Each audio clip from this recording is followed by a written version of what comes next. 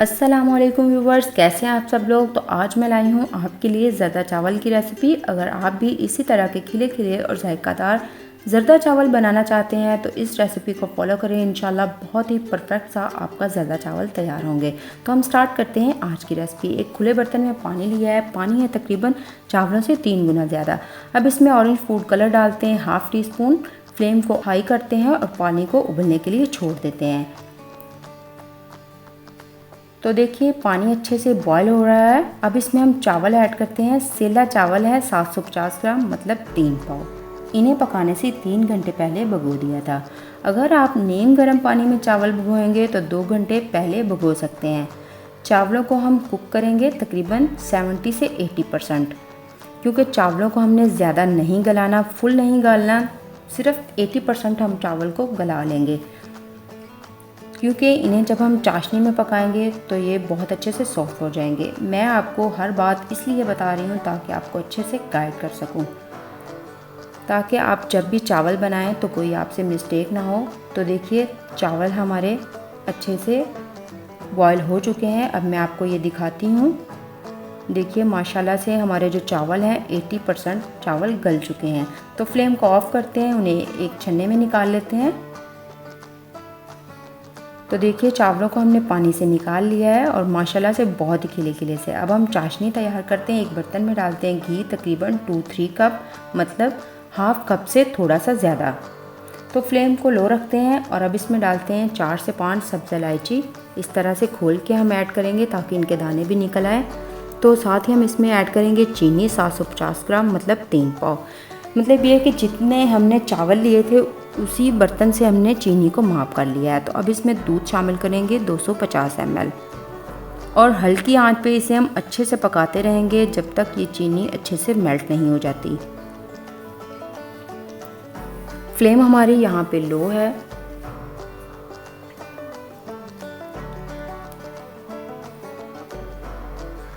तो देखिए चाशनी जो है वो अच्छे से पक रही है, चीनी भी अच्छे से मेल्ट हो चुकी है, लेकिन चाशनी को हम मज़ीद 2 से 3 मिनट और पकाएंगे ताकि ये थोड़ी सी बिल्कुल थोड़ी सी गाढ़ी हो। ज़्यादा इसको गाढ़ा नहीं हमने करना, ना ही हमने इसकी तार बनानी है, क्योंकि हम सेला चावल बना रहे हैं और सेला चावल खुद ब खुद ही अच्छे से बन जाते हैं। इन पे ज़्यादा मेहनत नहीं करनी पड़ती। अगर आप तार इसकी बनाएंगे तो चावल बहुत ही ज़्यादा अकड़ जाएंगे, लेकिन हमने सॉफ्ट वाले चावल बनाने हैं तो हम इसकी तार नहीं बनाएंगे। अब हम इसमें चावल ऐड करते हैं। तो देखिए अब हम चावल इसमें ऐड कर रहे हैं, लेकिन हम इन्हें हल्के हाथों से मिक्स करेंगे ताकि चावल टूटे ना। तो यहाँ पे हम फ्लेम को हाई कर देंगे। तो हम अभी इसमें शामिल कर देंगे कुछ मेवाजात। तो हम इसमें डाल रहे हैं किशमिश, बादाम और नारियल। इन्हें मैंने काट के अच्छे से वॉश कर लिया है। तो अब हम इसे कवर करते हैं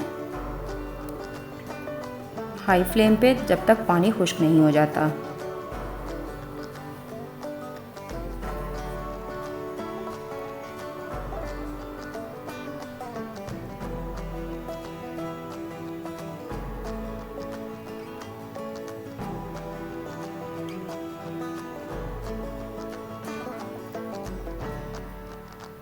तो देखिए पानी खुश्क हो गया है। अब हम इसे दम देते हैं। बर्तन को उठा के नीचे तवा रखते हैं। 3 से 4 मिनट फ्लेम को हाई रखेंगे, फिर फ्लेम को लो कर देंगे। तकरीबन 10 मिनट के लिए दम देंगे। तो देखिए 10 मिनट के बाद फ्लेम को ऑफ़ कर दिया है। तो माशाल्लाह माशाल्लाह बहुत ही खिले से चावल बने हैं। माशाल्लाह बहुत ही मज़ेदार से लग रहे हैं, जायकेदार से। देखिए बहुत ही खिले खिले चावल हैं। अब हम इनमें छोटे साइज़ के रसगुल्ले डालते हैं। तो जब भी आप रसगुल्ले ऐड करें ना एंड पे, तो फ्लेम हमारी यहाँ पे बिल्कुल लो है। तो इन्हें रसगुल्लों को डाल के तो 2 से 3 मिनट के लिए कवर कर दें ताकि ये भी अच्छे से सॉफ्ट हो जाएं। तो हम भी इसी तरह से इन्हें कवर कर देते हैं। फ्लेम हमारी बिल्कुल बंद है। तो फिर हम इसे डिश आउट करते हैं और आपको दिखाते हैं इनकी फाइनल लुक। तो देखिए माशाल्लाह माशाल्लाह शादियों वाला ज़रदा चावल तैयार है। बहुत ही जायकेदार और खुशबूदार बना है।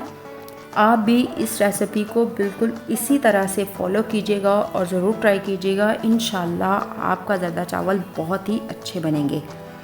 और देखते रहिए किचन विद रबी। अल्लाह हाफिज़।